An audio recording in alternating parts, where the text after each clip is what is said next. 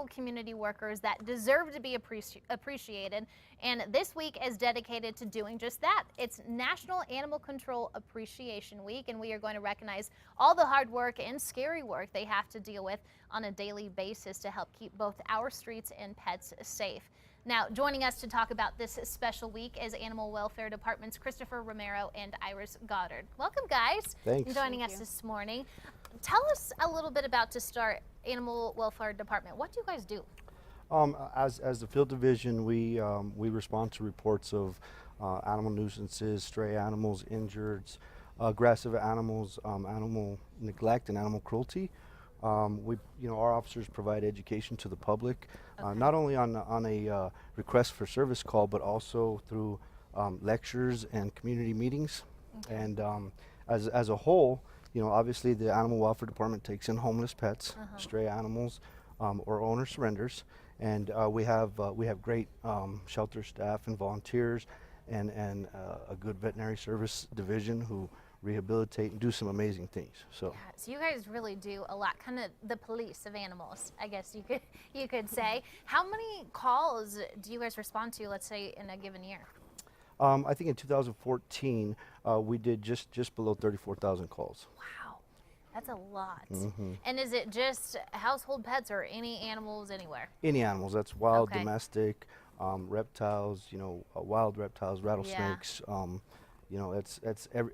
Any animal call that comes in through 311 will come to our division, especially if it's aggressive or injured or, it's a threat to public safety. Okay, gotcha. And you guys do a lot of awareness and education then, Iris? Yes, we do. We have a city program that's helping with spay and neuter services for low to moderate income families. And we also do, we have like New Mexico Dog, which helps us with providing dog houses for animals that are in need. And then we have also the Operation Street Pets, which is for homeless pets. So we have a lot of services out there that we help educate the public. Yeah, just kind of getting the word out. What do you think is the biggest complaint that you guys get calls about? Loose dogs. Stray or owned. If they're off their property in the street, we get lots of calls. Okay, wow. And what about wildlife around here? We get a lot of calls on wildlife. We also have another division that helps with the wildlife calls if it's not, again, like I said, aggressive or a threat to public safety or injured.